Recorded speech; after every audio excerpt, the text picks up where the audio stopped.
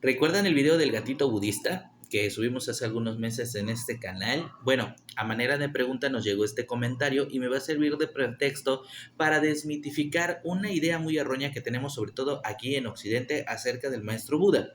Nos preguntan esto: ¿por qué el Buda está ahí? ¿Los monjes lo adoran como si lo adoraran como a un dios?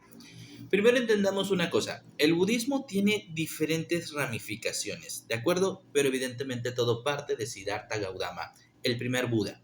Buda significa iluminado. En pocas palabras, Siddhartha Gautama fue el primer iluminado, el primer ser humano, el primer maestro en elevar tanto la conciencia que alcanzó el nirvana. Una vez que Buda alcanzó precisamente superar todas estas imperfecciones humanas, superar el deseo propio y, en pocas palabras, dominar y superar el sufrimiento humano, fue que empezó de alguna manera a compartir sus conocimientos para ayudar a los demás. A partir de este punto se empiezan a hacer diferentes ramificaciones, así que dependiendo a la zona a la que vayas, dependiendo a la cultura que visites, probablemente el budismo tenga filosofías diferentes o ideologías distintas, pero todas comparten un punto, todas comparten, digamos, vamos a decir, un punto de vista, una filosofía o una cosmovisión. Una cosmovisión en la que no creen en un Dios único, verdadero, creador de todas las cosas, al menos no dentro de la práctica o religión budista, así como nosotros lo hacemos, por ejemplo, con el Maestro Jesús o con Yahvé o con Jehová.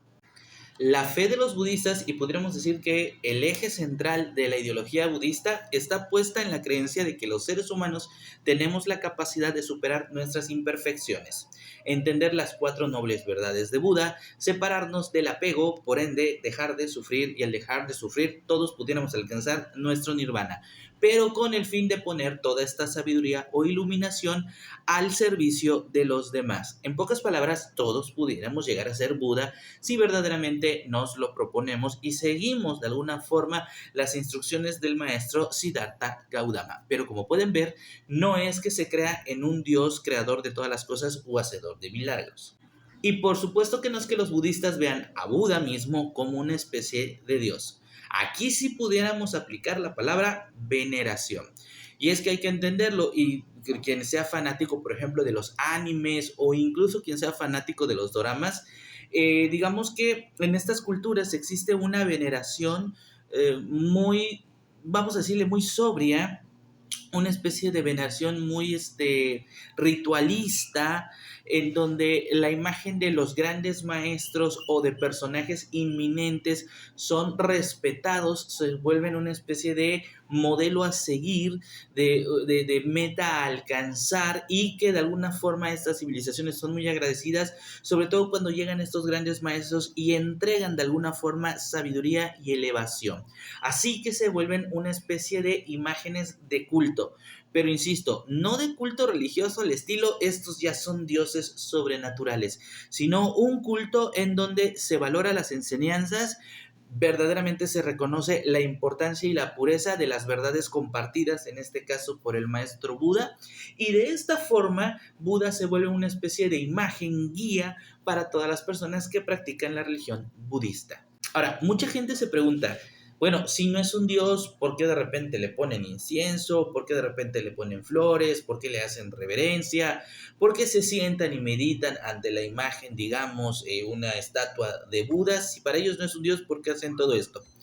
Esta confusión nace de que nosotros comparamos todas estas prácticas con la cultura que conocemos, que es el catolicismo, en donde los católicos, por ejemplo, le ponen veladoras a la Virgen o a la cruz de Jesús o a los santos, verdaderamente con una intención de adorarlos como deidades. Pero nosotros deberíamos de ver lo que pasa entre la gente que practica el budismo y las imágenes de Buda. Lo deberíamos de comparar más como, por ejemplo, aquí en México con nuestro Día de Muertos o con nuestro Hanal Picham, en donde hacemos altares, ponemos flores, veladoras, comida, incienso a nuestros antepasados para tener una especie de conexión espiritual. Aquí, por ejemplo, en México creemos que en estos días, en estas fechas, nuestros antepasados regresan a visitarlos, y precisamente todas estas decoraciones es para recibir recibirlos con alegría. Esto mismo es lo que pasa con el budismo.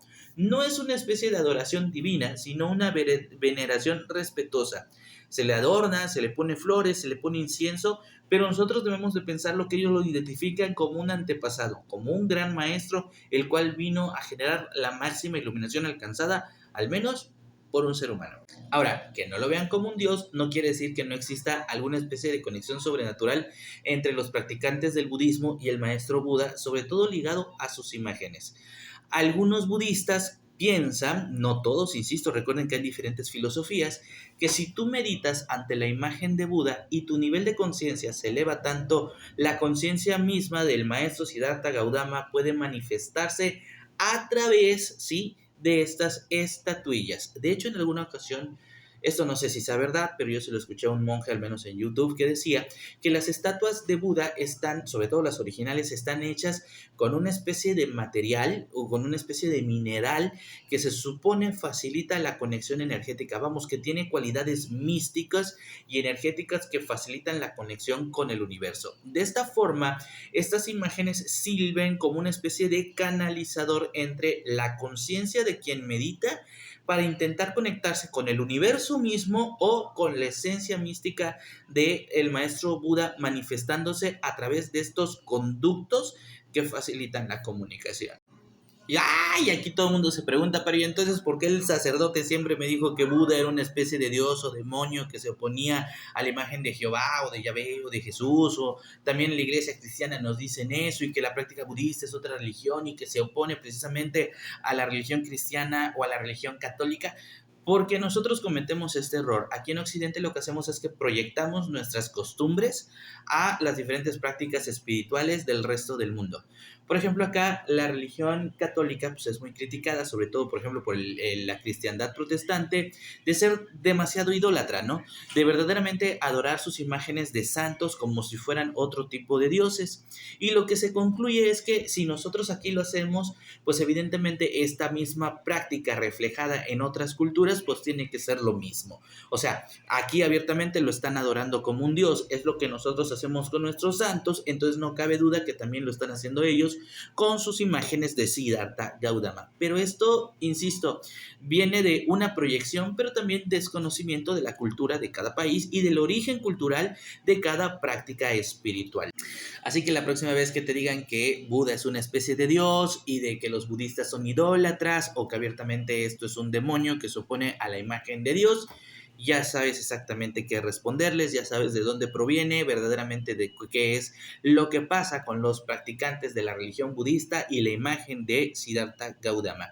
Y de hecho, yo en lo general recomendaría, en lo personal recomendaría acercarse precisamente a los conocimientos del maestro budista, no importa qué religión practiques. De hecho, yo casi te podría apostar que las filosofías del budismo pueden hacer que tú vivas tu religión y tu fe de una manera más intensa, más elevada. Seguramente te va a cambiar la perspectiva del universo, te va a cambiar la perspectiva de tu realidad y te va a poder estar en mejor comunión precisamente con tus prácticas espirituales y con tus prácticas religiosas.